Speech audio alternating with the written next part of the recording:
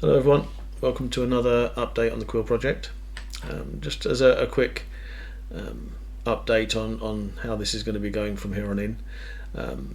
Up until now, if you've been following my videos at all, you'll know that I tend to release longer videos with a lot of updates, a lot of changes, less frequently.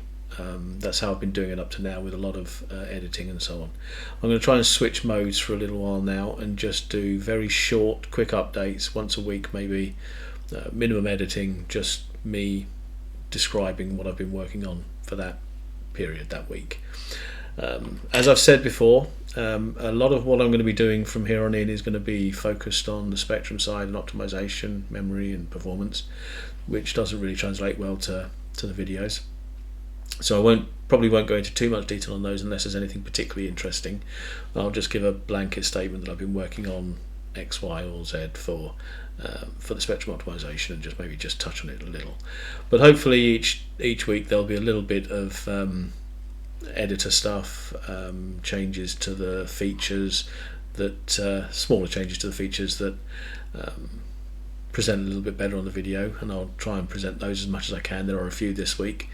And if there aren't, I'll probably just fill some of the space with some hints and tips and techniques that I've learned while I've been developing Kwyll and working on all the different things that might be useful for the testers and for people when they get access to the beta to learn from. So I'll try and keep it interesting with some visual stuff as I go. So this week, as I say, there's a few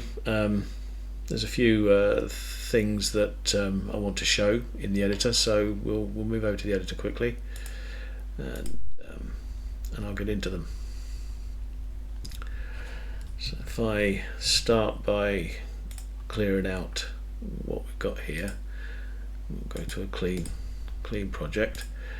So some of the things that I've been adding recently are around input, mainly around input in the logic. So if I just go to a logic editor and show you, we've got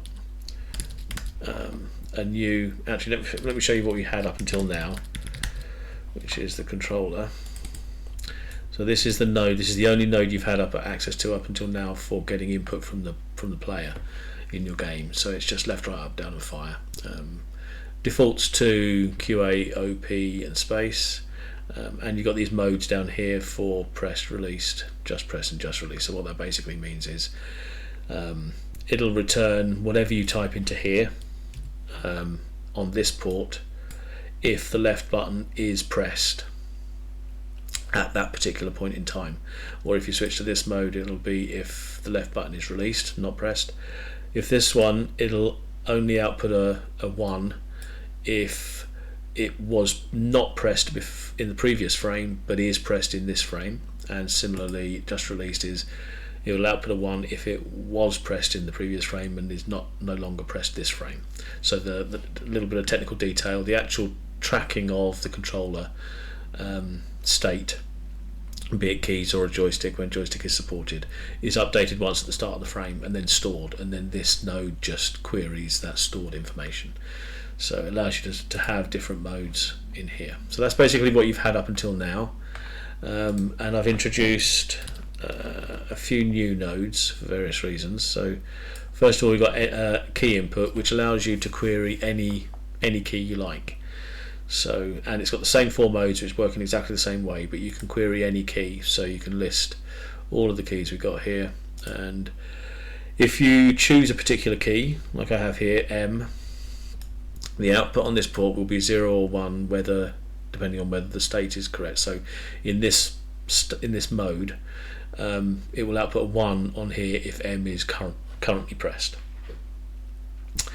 If, however, you choose the blanket any key option, it will respond if any key on the keyboard is in this state, or in the mode state, but the output on here is no longer a 1 or a 0 but an actual key code, and the key code is specific to Kwyll. I've defined a key coding mechanism that I think is going to be flexible enough to support other platforms, other similar platforms to the Spectrum 8-bit platforms.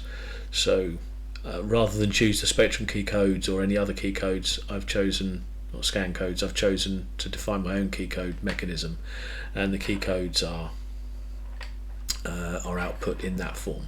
I will document extensively in the documentation how you get from a key to a key code and back, so you won't need to worry about that, but it's a bit too involved to go into on a video. So that's basically how that one works.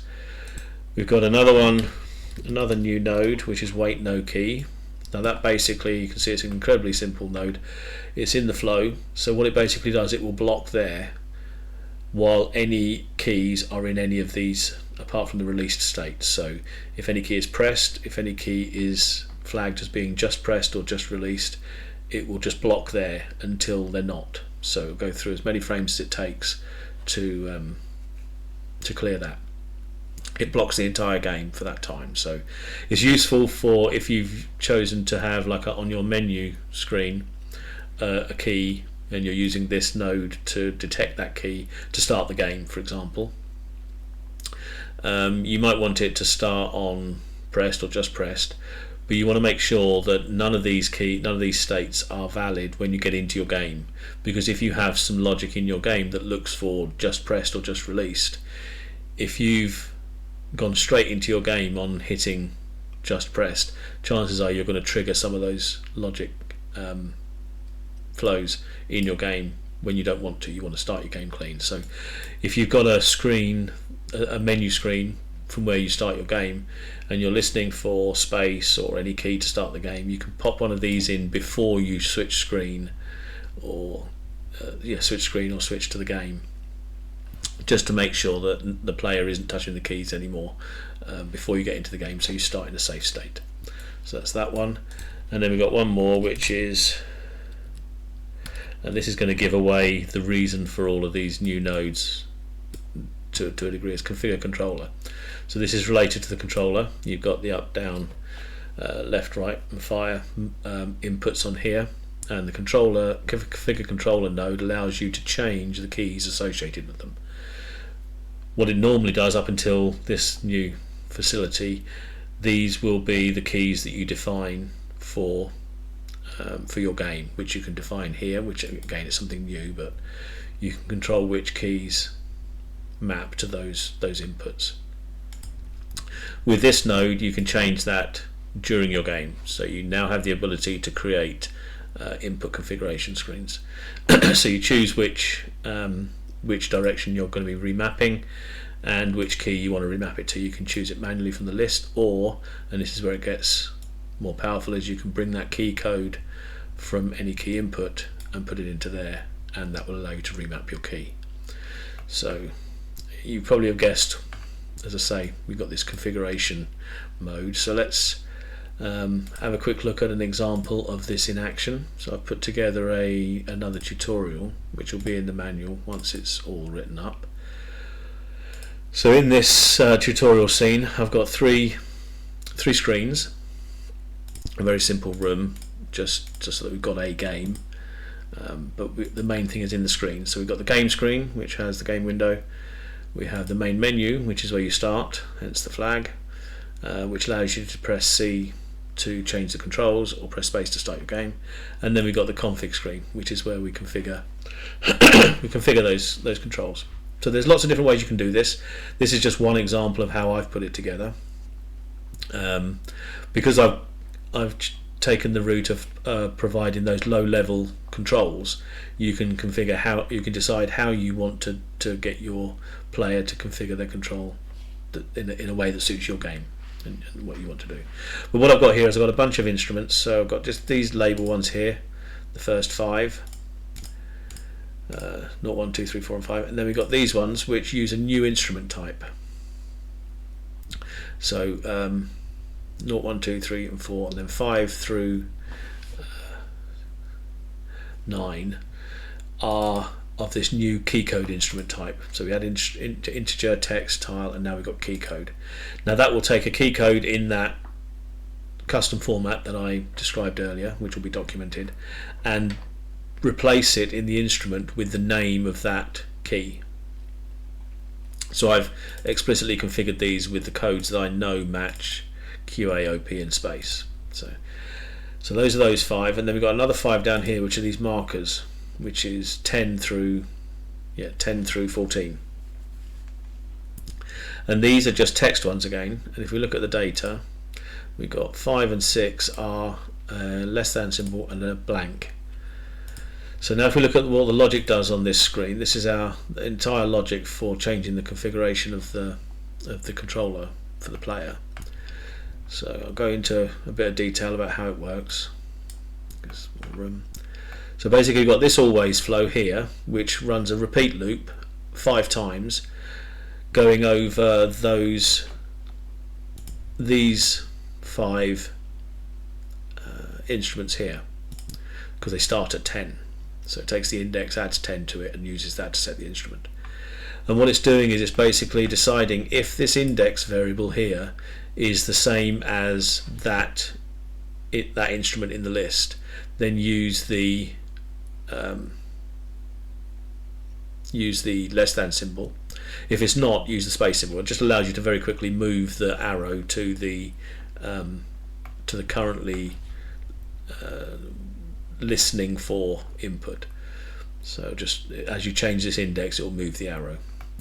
And then the majority of it is in this flow here. So what this is doing, again, it's it's on a order 1, so it happens after moving, making sure that the arrow is correctly configured. It'll wait for any key to be just released. If it's not 0, if it's greater than 0, so it'll return 0 if no key is in this state, because the 0 key, there is no 0 key index in the key code system.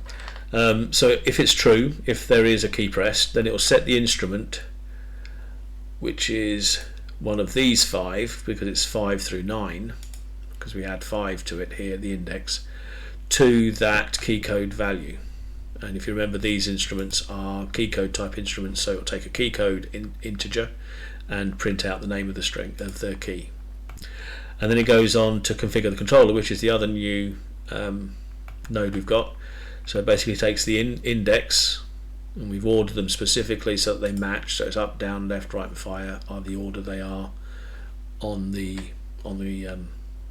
logic in the system. And then takes the key code and assigns that key code to that direction. And then finally it increments the index variable by 1, which will end up moving the arrow down, and the next time through it'll assign the key to the next input. And then we just got this last bit here, which just checks, it's always at the last order 2, which just checks if the index is greater than or equal to 5, and if it is, it'll switch back to the main menu. So we can see this in operation if I run this here. So we start off on the main menu. If I hit space, it takes us into the game, and you can't see, but I'm using QA, O and P, and then fire will take you back to the main menu. So if I hit space, and if I push C, it presents us with the menu, and you can see the arrows at the first entry because index is 0.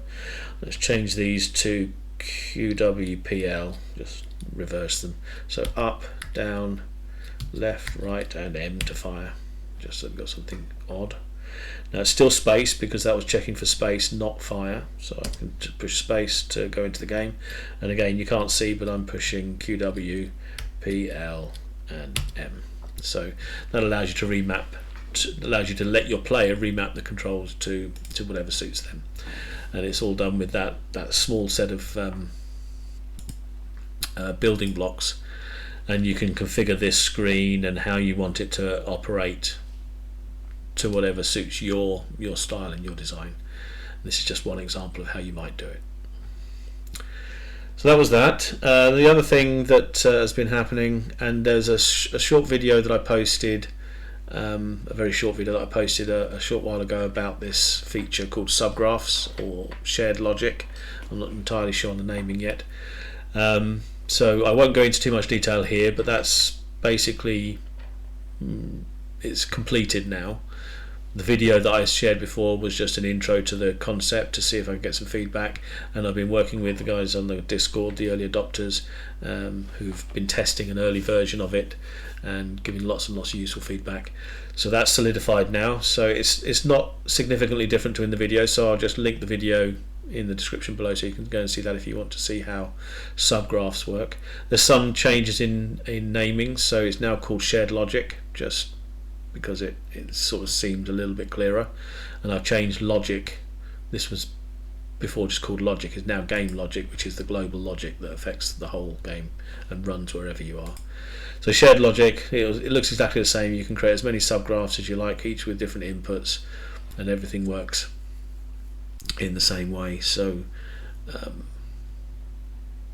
again, go and see the video to get an update on how that works.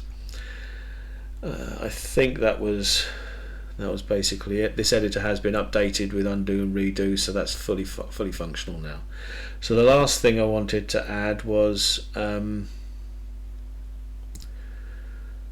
it's a feature that I've been thinking about adding to the logic for a little while, but I was waiting to see if it became an issue for anyone else, and just recently it did become an issue for one of the testers. So I decided to go ahead and implement something. So if I load up a sample file, so you can see what it does, and if I believe it's in global logic, yeah. So if we go to the global logic, now you can see what it basically does is, so this node here, the if node, is what's called a branching node. There are a number of different branching nodes in Kwyll logic, which will follow one path or another path depending on something that happens in that node. So this one's a very simple one. It's if. It's just comparing two values in a certain way, and it will go down this path if the comparison is valid, is true, and down this path if it's not. Now, prior to this change, this here you couldn't do. You couldn't do this. You couldn't have two flows going into one input. So you branched off on the true path, and there was no way of then coming back in. So what you sometimes want to do is, when you have a branching node like an if, you will have a few things you want to do based on whether it's true or false, and then you ideally want to go back to continuing to do things that are common in both cases. And there are many cases where that pops up, and in the old system it's very difficult to do that because you couldn't then connect this. You'd have to duplicate that, and you ended up either duplicating a lot of things, which obviously costs memory and makes it very difficult to manage, or finding some other hacky workaround, as I've done in the past. So what I've done is I've enabled you to have what's called merging of the flow. So basically you can have multiple flow outputs going into one input. It only works on flows. You can't have multiple inputs going into a data input, but a flow input does allow that. And what I've implemented, without getting into too much technical detail, is to ensure that this section of the graph isn't duplicated.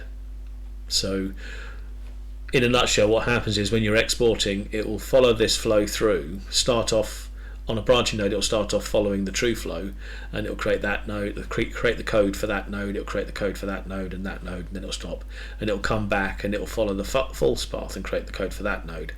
Now what it does now is, when it hits this one here, it will recognize that it's already created the code for that, and it's exactly the same because it's in exactly the same flow. It's in this always flow. So there's no reason to create that code again. What I can do instead, because I recognize that node and this node, in fact, the rest of this flow has already been exported, so I can just jump straight to it. So in the code that gets exported, instead of duplicating this code, I just jump to the code within the opcode, within the VM. So it's very efficient and a very useful way of doing that. That sort of common pattern where you want to do something based on a test, and then carry on doing everything else that isn't related to the test at all. And just to demonstrate, you can I've demonstrated this here, that you can connect these flows across. You can connect these wires across flows. So this is a different flow. This flow here is in the on message trigger, and this flow is on the always trigger. So they're in different flows, and that results in different code in the export.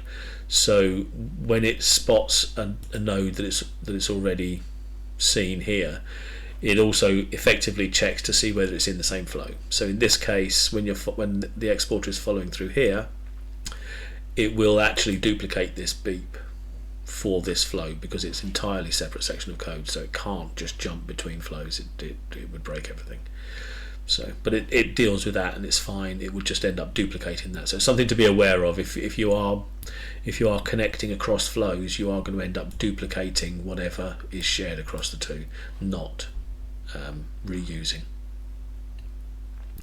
So I think that's basically it. That's the main things that have been happening in this release, or this period of development. Lots more coming up. So if you like what you see, don't forget to leave a like, subscribe, and I'll see you next time.